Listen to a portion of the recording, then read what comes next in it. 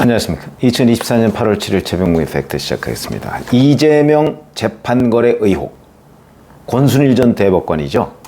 오늘 불구속 기소가 됐는데 재판거래 의혹은 빠지고 변호사법 위반이 됐습니다. 변호사법 위반이라는 건 뭐냐면 2021년 1월부터 8월까지 변호사 등록을 하지 않고 그 화천대유에 법률 자문을 해줬다 이겁니다.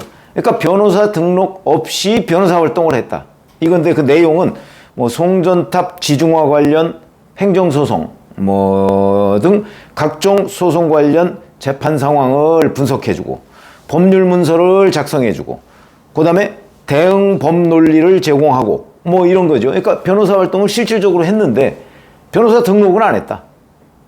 그래서 변호사법 위반이다.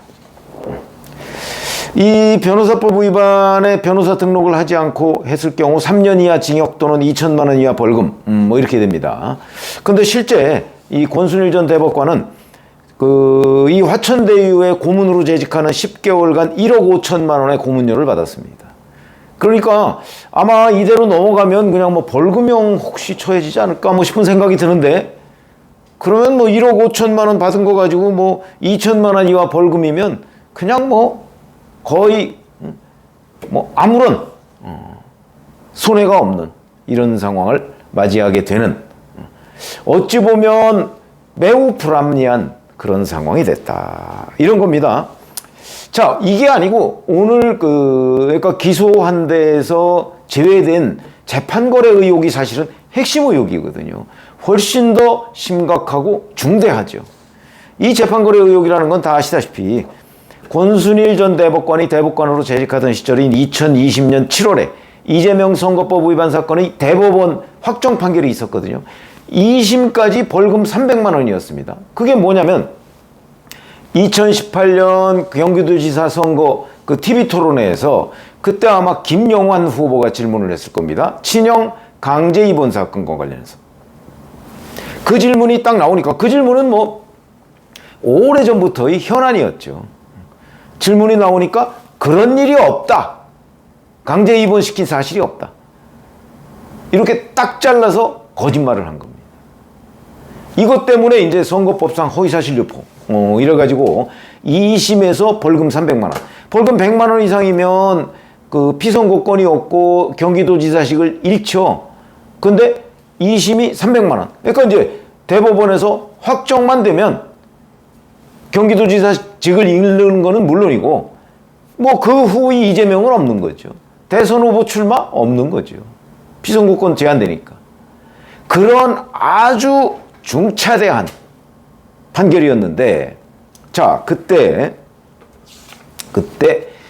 대법원에서 5대 5였다고 합니다. 그리고 대법원장은 원래 다수 의견에 손들어 주니까 5대 5였고 남은 사람이 대법원장과, 그러니까 김명수 대법원장과 권순일 전 대법관인데, 권순일 대법관 두 사람인데, 권순일 대법관이 그러니까 캐스팅 보트를 찧었다. 권순일 대법관이 이거 무죄 이런 식으로 논리를 펴니까 6대 5가 되고 김명수 대법원장은 다수 의견을 쫓아서 7대 5가 됐다. 이런 거거든요. 그런 의혹이 있는 거죠. 그게 이제 그때 권순일 대법관이 이건 봐주려고 했던 것이다.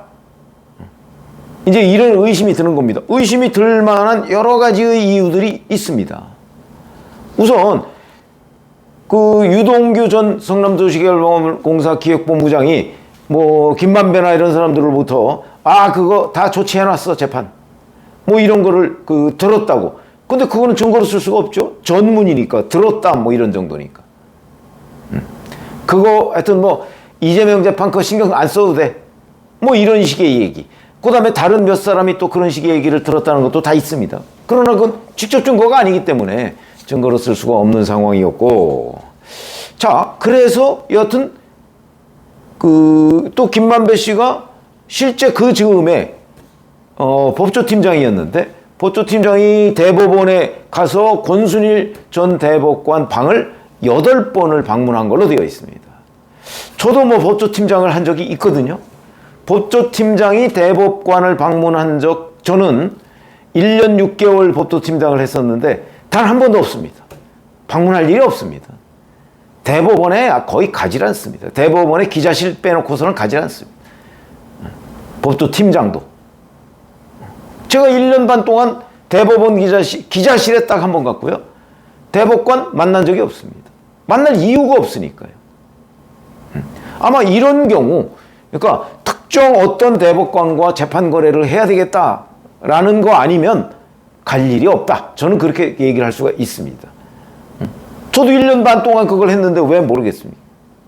그럴 정도로. 그런데 무려 이 시간도 요 즈음에 권순일 전 대법관이 이 부분에 관한 판단을 내릴 즈음에 무려 8번을 갔다. 이런 것들이 이제 정말 심증은 뭐 거의 확실하죠. 그런데 거기서 아주 이상한 판결. 무슨 얘기냐면 친해형 강제 입원에 대한 질문을 받고 그런 일 없다라고 거짓말을 했는데 이 판결 내용이 갑작스런 TV 토론에서 갑작스런 질문에 이재명 후보가 둘러댔다. 그거는 적극적인 허위사실이라고 할 수 없다. 뭐 이런 겁니다. 말이 되나요? 친형 강제 입원 사건을 그때 이재명 후보가 처음 아는 것도 아니고 그 전부터 뭐 무수히 많은 수사, 뭐 재판 뭐 이런 게 있었습니다. 그때도 당연히 나올 수밖에 없는 질문인데 다 준비해 갔죠. 근데 그걸 거짓말을 했는데 그게 갑작스런 돌발 질문에 둘러대느라고 그런 거지 거짓말할 의도가 없었다는 식. 말도 안 되는 몰상식한 판결이죠. 근데 그 몰상식한 판결을 대법원이 손을 들어서 줬고 그 들어서 준 결정적인 그 동기를 권순일 전 대법관이 만들었다. 근데 김만배 씨가 무려 8번이나 만난 사람이다. 뭐 대단히 의심할 만한 상황이죠. 그래서 이제 검찰도 의심스럽다. 그래서 그러면 이제 대법관들이 판결을 하기 전에 대법원 재판연구관이라고 있습니다. 그 사람들이 이제 검토 보고서 같은 거를 내거든요. 그럼 그걸 참고로 해서 자기 의견서를 내고 뭐 이러는데 그거를 압수수색하려고 검찰이 압수수색 영장을 청구했는데 영장 발부는 법원이 하죠. 2번씩이나 기각을 했습니다. 2번씩. 그러니까 이걸 확보하지 못했죠. 만약에 그걸 확보했다면 그 재판연구관은 이거는 허위사실입니다 라고 썼는데 그게 권순일로 넘어가서 허위사실 아니다 이렇게 됐다면 의심이 더 해지는 거죠. 근데 이 검토보고서 자체를 입수를 못했습니다. 올해 초에도요 압수수색 영장을 또 한 번 청구를 했는데 법원이 또 기각했습니다. 결국 법원이 권순일을 봐주는 것 아니냐. 아예 증거 수집 자체를 못하게 하는 것 아니냐. 이렇게 얘기를 할 수밖에 없는 거지. 무려 압수수색 영장을 3번을 청구했는데 3번 다 기각을 했다. 그래서 이 뇌물수수 혐의를 빼고 변호사법 위반으로 압수수색 영장을 청구했더니 법원이 그건 내주더라. 그래서 그 수사가 이루어져서 여기까지 온 겁니다. 그리고 또 실제 권순일 전 대법관한테는 이 50억 클럽의 50억 원이 실제 전달되지는 않은 것 같습니다.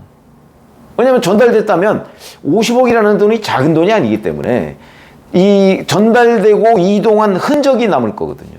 그 흔적이 남지 않기 때문에 실제로 전달은 안 된 것 같다. 뭐 이런 거고요. 그래서 이제 제가 왜 이런 일이 벌어졌느냐. 이거를 이제 법조인들한테 제가 물어봤거든요. 이제 취재를 좀 해봤더니 뭐 한 3명 정도한테 물어봤는데 3명이 다 비슷한 견해입니다. 무슨 얘기냐면 이건 처음부터 수사가 어려웠다. 아니 증거자료 수집이 안 되는데 무슨 수사를 하느냐. 그러니까 마치 이재명 재판거래 의혹을 뭐 아주 강력하게 수사를 해서 뭐 금방 뭘 밝혀낼 것처럼 얘기했던 사람들은 거짓말이죠. 그 자체가 거짓말입니다. 자료 수집도 안 되는데, 증거 수집이 안 되는데. 더군다나 이거 알고 있는 사람이 이재명, 권순일, 김만배 3사람 아닌가요? 그 3사람 외에는 김만배가 어디 가서 막 자랑하듯이 떠든 거. 근데 그거는 증거가 안 되거든요. 그런 정도 외에는 없습니다. 이 셋 중에 누가 하나 털어놓으면 되는데 털어놓을 사람이 누가 있습니까? 다 치명적인데. 그래서 이 과정을 들여다보면 처음부터 압수수색 영장이 기각되면서 수사 자체가 벽에 부딪혔고요. 제아문이 뛰어난 검찰도 이거는 밝혀내지 못한다. 그거를 제가 물어본 3명의 법조인들이 다 동의를 하는 겁니다. 그럼 앞으로는 밝혀낼 수 있느냐? 못 밝혀낸다는 거죠, 앞으로도. 앞으로 밝혀낼 수 있는 길은 이재명, 권순일, 김만배 셋 중에 한 사람이 실토를 하는 것. 그거밖에 없는데 실토하겠습니다. 실토할 가능성이 제일 많은 사람은 김만배인데 당사자가 아니니까. 실토할까요? 지금 그 428억 저수지 그 부분도 실토를 안 하고 있는 판인데. 그래서 오늘 이제 권순일 전 대법관을 이 부분과 변호사법 위반으로 기소하면서 재판거래 의혹은 계속 수사 중이라고 검찰이 밝혔지만 제가 그 법조인들한테 취재를 해본 걸로 보면 결국 이 재판거래 의혹은 묻혔다. 묻힐 수밖에 없다. 이게 정확한 진단이고요. 가능성이라면 앞으로 김만배 씨가 털어놓는 건데 뭐 털어놓을 가능성 없다고 보는 것이 맞고. 그러니까 이 부분을 정확하게 제가 진단을 해드리면 이재명 재판거래 의혹은 묻혔다. 이렇게 보시면 되고요. 자, 그러면 55클럽 멤버 중에 이제 멤버가 6명입니다.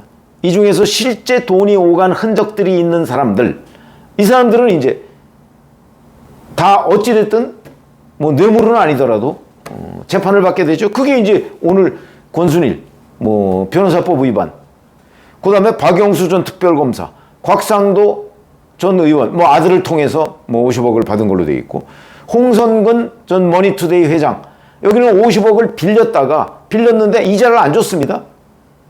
그 이자 뭐 1,400 몇십만 원, 그리고 나중에 돌려줬습니다. 그러니까 이자 1,400 몇십만 원, 뭐 이 부분이 이제 문제가 돼서 재판을 받게 됐고, 그럼 나머지 2명, 최재경 전 민정수석, 김수남 전 검찰총장, 이 사람들은 서면 조사 외에는 지금 아무것도 없습니다. 아마 이 사람들도 기소하기가 좀 어려운 상황 아닌가 싶은, 실제 돈도 오간 것 같지 않고 이런 상황이 됐다. 그래서 그 이재명 재판거래 의혹은 아쉽지만 아마 그냥 묻혔다 이렇게 보는 것이 타당한 결론이라고 보고요. 앞으로 혹시 의외의 곳에서 무슨 증거가 나온다든가 뭐 그러면 모르지만 지금 현재로서는 이게 이 수사가 아무리 검찰이 뭐 수사 중 어쩌고 얘기를 해도 실질적인 그 객관적인 팩트로서 점검을 해본다면 이 수사는 묻힌 것이다 라고 보는 게 정확할 것으로, 제가 그 법조인 한 3명 정도한테 취재한 결과는 그렇다 이렇게 말씀을 드립니다.